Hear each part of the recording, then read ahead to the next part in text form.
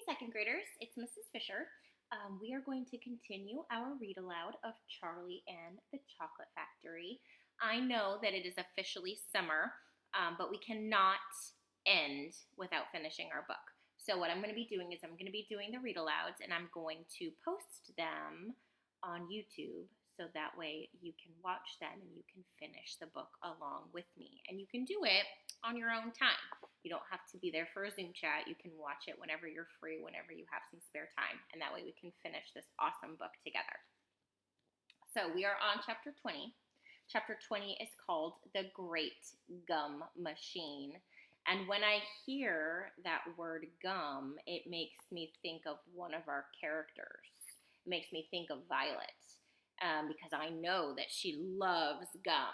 And so I feel like we might be seeing Violet a lot in this chapter. This makes me think that maybe we're going to see her more than we see some of the other characters. So chapter 20, The Great Gum Machine.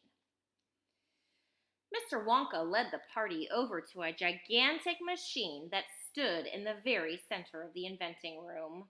It was a mountain of gleaming metal that towered high above the children and their parents. Out of the very top of it, there sprouted hundreds and hundreds of thin glass tubes. And the glass tubes all curled downwards and came together in a bunch and hung suspended over an enormous round tub as big as a bath. "Here we go!" cried Mr. Wonka, and he pressed 3 different buttons on the side of the machine. A second later, a mighty rumbling sound came from inside it, and the whole machine began to shake most frighteningly, and steam began hissing out of it all over. And then suddenly, the watchers noticed that runny stuff was pouring down the insides of all the hundreds of little glass tubes and squirting out into the great tub below. And in every single tube, the runny stuff was of a different color, so that all the colors of the rainbow, and many others as well, came sloshing and splashing into the tub. It was a lovely sight. And when the tub was nearly full, Mr. Wonka pressed another button, and immediately the runny stuff stopped running out of the tubes, the rumbling sound disappeared, and a whizzing, whirring noise took its place. And then a giant whizzer started whizzing around inside the enormous tub, mixing up all the different colored liquids like an ice cream soda. Gradually, the mixture began to froth. That means kind of like bubble at the top of it. It became frothier and frothier, and it turned from blue to white to green to brown to yellow, then back to blue again. "Watch," said Mr. Wonka. Click went the machine, and the whizzer stopped whizzing. And now there came sort of a sucking noise.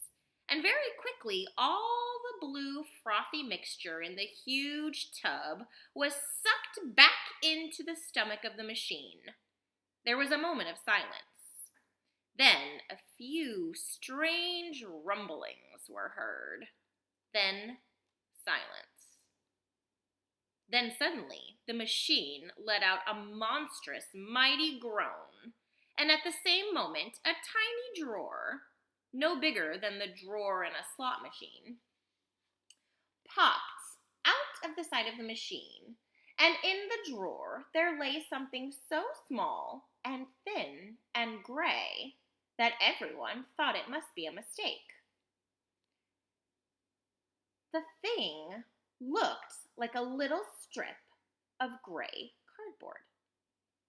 The children and their parents stared at the little gray strip lying in the drawer.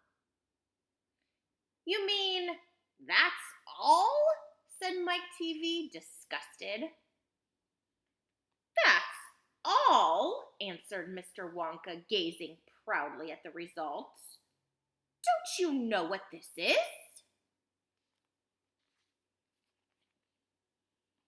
there's the machine. Oops, over here. There's the machine with all the tubes. And then there's the little slot that it came out of, and there's the gray piece right there. Here's Mr. Wonka. There was a pause. Then, suddenly, Violet Beauregarde. Here we go. The goofy gum-chewing girl let out a yell of excitement. By gum, it's gum, she shrieked. It's a stick of chewing gum. Right you are, cried Mr. Wonka, slapping Violet hard on the back. It's a stick of gum. It's a stick of the most amazing and fabulous and sensational gum in the world. And chapter 21 is called Goodbye, Violet. Uh-oh. I wonder what that means. This gum, Mr. Wonka went on, is my latest, my greatest, my most fascinating invention. It's a chewing gum meal. It's that tiny little strip of gum lying there. Oh, sorry. It's that tiny little strip of gum lying there is a whole 3-course dinner all by itself. What sort of nonsense is this? Said one of the fathers. My dear sir, cried Mr. Wonka, when I start selling this gum in the shops, it will change everything. It will be the end of all kitchens and all cooking. There will be no more shopping to do, no more buying of meat or groceries. There will be no knives and forks at mealtimes, no plates, no washing up, no garbage, no mess. Just a little strip of Wonka's magic chewing gum. And that's all you'll ever need at breakfast, lunch, and supper. This piece of gum I've just made happens to be tomato soup, roast beef, and blueberry pie. But you can have almost anything you want. What do you think about that? Would you like to just chew a piece of gum that tasted like food for dinner instead of actually eating food? What do you mean it's tomato soup, roast beef, and blueberry pie? Said Violet Beauregarde. If you were to start chewing it, said Mr. Wonka, then that is exactly what you would get on the menu. It's absolutely amazing. You can actually feel the food going down your throat and into your tummy. And you can taste it perfectly.